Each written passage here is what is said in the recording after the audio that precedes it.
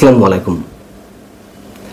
২৪-এর গণ অভ্যুত্থানের নায়কেরা অথবা সোকল্ড বিপ্লবীরা যে নিজেরা নিজেদের অন্তর্কোন্দল, নিজেদের মধ্যে নানান হিস্সা, নানান ধরনের ভাগাভাগিতে, নানান ধরনের গ্রুপিং, লবিং এবং বিভিন্ন দ্বন্দ্বের জায়গা থেকে নিজেরাই নিজেদের শেষ করে দেবে, এই কথাটি আমি আরও অনেক আগে থেকেই একাধিক কন্টেন্টে উল্লেখ করেছি, ফোরকাস্ট করার চেষ্টা করেছি। কোন জায়গা থেকে?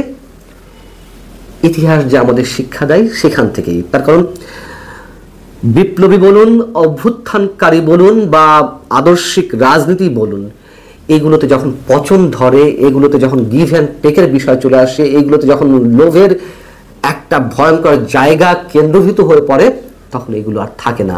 এবং এই বিপ্লবীদের, কথিত বিপ্লবীদের ক্ষেত্রে আমরা সেই বিষয়গুলোই দিনে দিনে স্পষ্ট হতে দেখছি এবং তারা যে শেষ হওয়ার পথে, সেগুলো আমাদের সামনে খুব দ্রুত গতিতে প্রকাশ পাচ্ছে।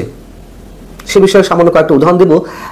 অন্যদিক থেকেও আমরা এই বিষয়টা আলোচনা নিয়ে আসতে পারি। মাত্র একদিন আগে বাংলা ভিশনে স্থানীয় সরকার বিষয়ক উপদেষ্টা আসিফ মাহমুদ সজীব ভুঁইয়া কিংবা তার বাবা বিল্লাল হোসেনকে নিয়ে যে দীর্ঘ অনুসন্ধানমূলক প্রতিবেদন প্রচারিত হলো, সেটি নিয়েও আমরা বর্তমান সময়ের রাজনীতি, কথিত বিপ্লবীদের লোভাতুর বা লোভনীয় টার্গেট এবং গণমাধ্যমের চারিত্রিক বৈশিষ্ট্য নিয়ে একই সঙ্গে আলোচনা করতে পারি।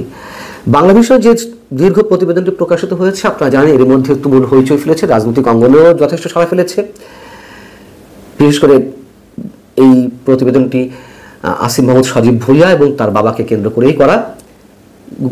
এবং এই প্রতিবেদনের মূল উপযোগ্যটা কি তাও আপনারা জানেন। যে ছোট করে বলি যে কুমিল্লা মুরাদনগরে গত কয়েকদিন আগে মাদক ব্যবসার অভিযোগে একই পরিবারের ৩ সদস্যকে যে হত্যা করা হলো, তারাও স্থানীয় রাজনীতির বলি, যেখানে আসিফ মাহমুদ সজীব ভুঁইয়ার ক্ষমতার দাপট কিংবা তার রাজনীতি জড়িয়ে রয়েছে।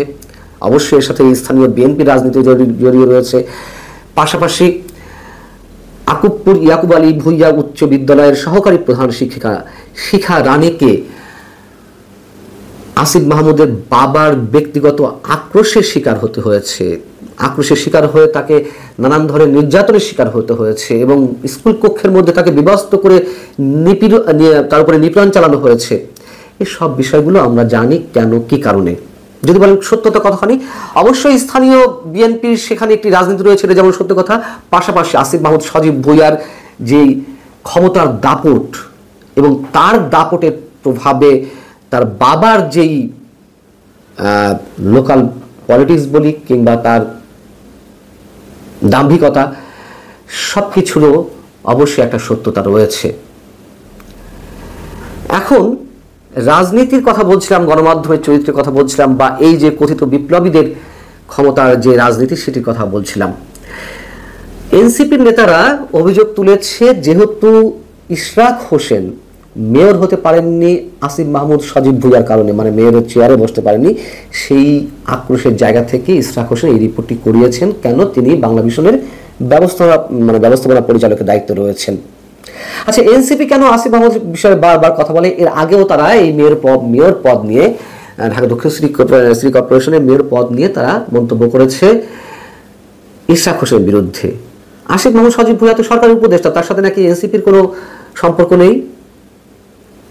তাহলে আবারও কেন তারা এই বিষয়ে কথা বলল? এক।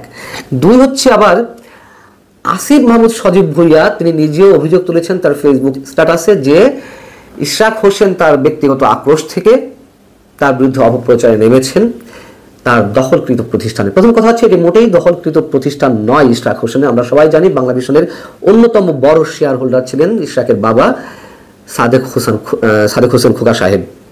তো এটি মোটেই তার দখলকৃত প্রতিষ্ঠান নয়। এবার আসুন মূল কথায়, যে অন্য কোনো প্রতিষ্ঠানে হলো না, তাহলে বাংলা ভিশনে এই ধরনের রিপোর্ট প্রকাশ পেলো বা প্রচার হলো কেন? খুবই সহজ কথা, অন্য কোনো প্রতিষ্ঠানে হচ্ছে না। বাংলাদেশের গণমাধ্যমের চরিত্র এটি, হয় সরকারি রক্তচক্ষুর ভয়ে তারা করে না, অথবা সেন্সরশিপের মধ্যে চলে যায় তারা দালালির একটা জায়গা থেকে, তাবেদারির জায়গা থেকে। সে বিষয়টি আমরা দেখছি। হাতে গোনা 2-1টি গণমাধ্যম ছাড়া সবাই এই ক্যাটাগরির বা এই শ্রেণীতেই পড়ে। এবং ক্ষমতা কেন্দ্রিক রাজনীতির যে অপব্যবহার, ক্ষমতার দাপটের যে বহিঃপ্রকাশ, আমরা এই সোকল্ড বিপ্লবীদের রাজনীতিতেও দেখছি। অনেক বিষয় একই সঙ্গে আলোচনা করা যায়।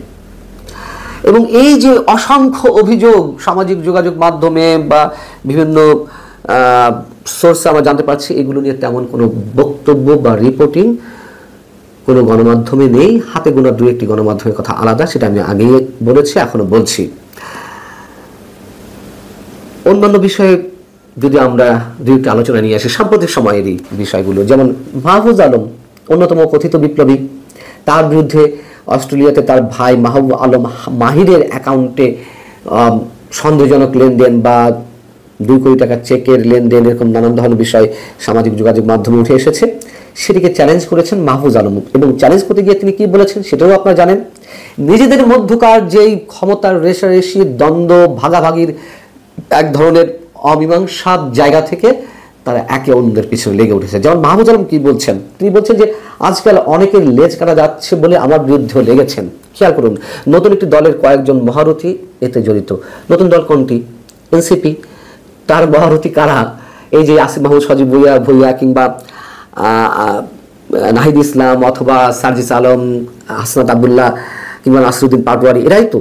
এবং আপনাদের মনে থাকার কথা, এই যে এনসিপি বা জাতীয় নাগরিক পার্টির একটি বড় পদে বা শীর্ষ পদে মাহফুজ আলম বসাতে চেয়েছিলেন তার নিজের বড় ভাই মাহবুব আলমকে, তিনি কিন্তু পারেননি। এবং নিজেদের মধ্যে যে একটা চরম দ্বন্দ্ব শুরু হয়ে গেছে, এটাও আমরা বুঝতে পারছি, যার জায়গাতে তিনি এই মন্তব্য করেছেন। এবং তিনি বলছেন সব সত্যই প্রকাশ পাবে।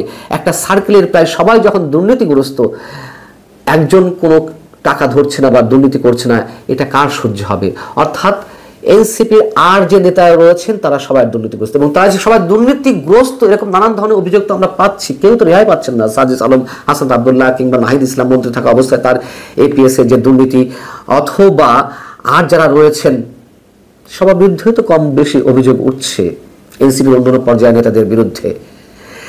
সো সেই জায়গা থেকে মাহফুজ আলমের বিরুদ্ধে দুর্নীতির অভিযোগটি প্রথম এলো, এবং এটিকে তিনি মিন করেছেন যে তার বিরুদ্ধে কেউ লেগেছে। হ্যাঁ, আমরা মাহফুজ আলমের বিরুদ্ধে বা আমি ব্যক্তিগতভাবে মাহফুজ আলমের আদর্শিক জায়গা থেকে অনেক ধরনের প্রশ্ন তুলেছি, অনেক বড় বড় প্রশ্ন তুলেছি। তবে দুর্নীতি এই জায়গাটিতে সম্ভবত আমরা সার্টিফিকেট দিতে চাই না, তো এখনো পর্যন্ত তেমন সুনির্দিষ্ট কিছু পাওয়া যায়নি। মাত্র একদিন আগে যে বিষয়টি ভাইরাল হয়েছে সামাজিক যোগাযোগ মাধ্যমে, তার মানে অস্ট্রেলিয়াতে সিডনিতে তার বড় ভাইয়ের অ্যাকাউন্টে এই কোটি টাকার যে লেনদেন, সেটি ছাড়া আর কোনো অভিযোগ এখনো পায়নি। তবে তিনি যে প্রসঙ্গটি তুলেছেন সেটি আমাদের ধর্তব্য বিষয়, এবং তিনি সেখানে বলছেন আমার নিকৃষ্ট শত্রুরাও গত 12 মাসে আমার বিরুদ্ধে সব অভিযোগ করলেও দুর্নীতি বা আর্থিক অসঙ্গতির কোনো অভিযোগ করেনি। একটি নতুন দলের মহারথীদের অনেক অসুবিধা হচ্ছে তাতে। এবং তিনি যখন এই পোস্টটি ফার্স্ট দিলেন, তার পরবর্তীতে আবার খানিকটা অংশ এডিট করেছেন। এই যে বিশেষ দলের কিছু দুর্নীতিবাজ লোকের কথা তিনি উল্লেখ করেছেন, এবং নিজেদের মধ্যকার যে দ্বন্দ্ব সংঘাত সেগুলো তিনি তুলে ধরেছেন, সেই জায়গাগুলো আবার তিনি এডিট করে আবার বলছেন কয়েকটা বাক্য নিয়ে অযথাই জল ঘোলা হচ্ছে, তাই এডিট করে দিলাম।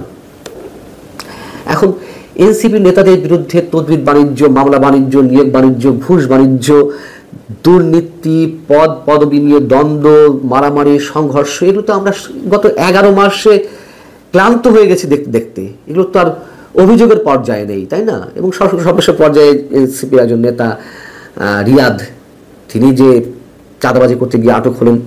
উমুয়া ফাতেমা বৈষম্য বিরোধী ছাত্র আন্দোলনের মধ্যে কি চলছে সেগুলো তিনি তুলে ধরেছেন প্রকাশ্যে। অতএব গণ অভ্যুত্থানের নায়কেরা লণ্ডভণ্ড হতে চলেছেন, তারা সাধারণ মানুষের মধ্যে সম্ভবত আর মানে খুব বেশি দিনের জন্য কোনো ধরনের কোনো গ্রহণযোগ্যতা ধরে রাখতে পারবে না।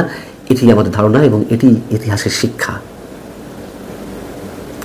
ভালো থাকুন সবাই, আল্লাহ হাফিজ।